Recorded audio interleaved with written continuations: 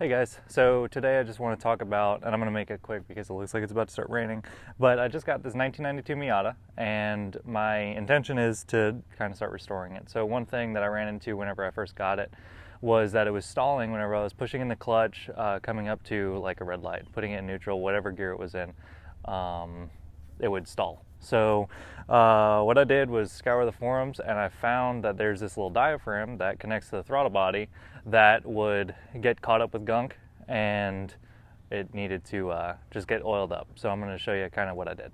Like I said, I'm going to try and make it quick, but this is the diaphragm here. So here you can tell this is, again, this is a 1992 Miata. Here's the throttle cable, it comes in, here's the throttle body, and right here this diaphragm kind of gets filled up with gunk. And I don't know if you can see it, but on the bottom, let's see if I can, on the bottom of this diaphragm here, there's actually a little, it compresses. And I'll show it to you whenever I take it off. But basically, that diaphragm, it had a little rubber boot on it, and it kind of holds a lot of dirt.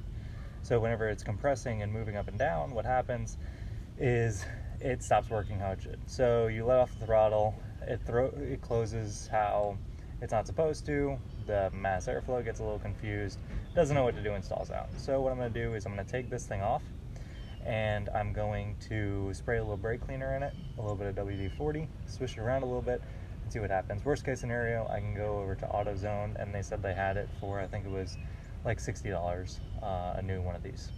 But hopefully this will work. Okay, so just to kind of recap everything I did, my camera actually died, so I'm going to just put pictures in.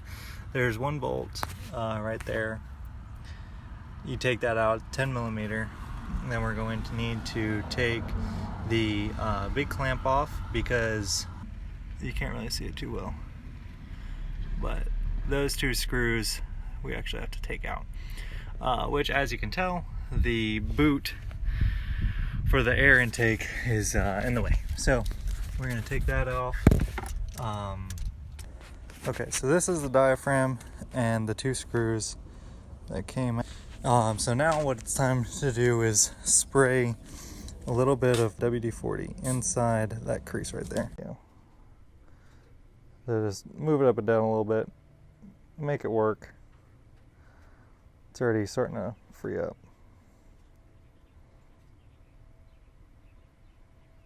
Okay, and just like that, we are in.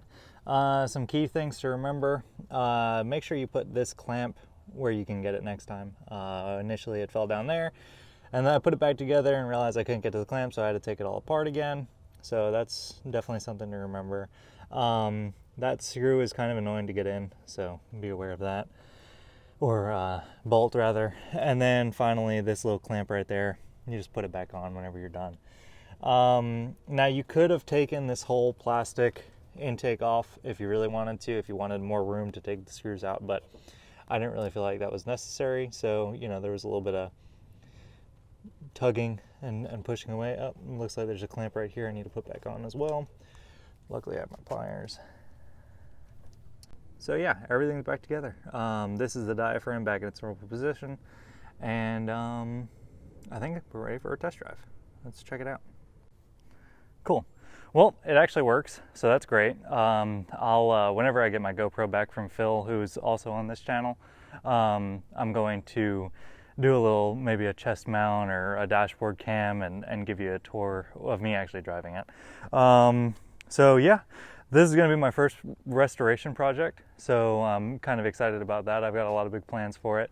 And I don't know if you can tell, but I'll put maybe a little video so you can see it. This car has was in a hailstorm at one point, so it's got some hail damage on the hood and also the back deck lid. So what I'm going to do is, I actually already bought the kit for it to do some paintless dent repair, but I'm going to do my first time ever paintless dent repair, and y'all are going to see it up close and personal. Hopefully it works. We'll see how it goes. If not, then, you know, I'll probably have to buy another hood. But hopefully it will. So anyway, stay tuned for the next one, and I appreciate it. Hopefully you found it informational. This is my first ever informational video, so if you find anything that I could do better or change or whatever, feel free. Sorry my camera died halfway through, but we'll make sure that doesn't happen for next time. Thanks guys, hopefully you enjoyed it.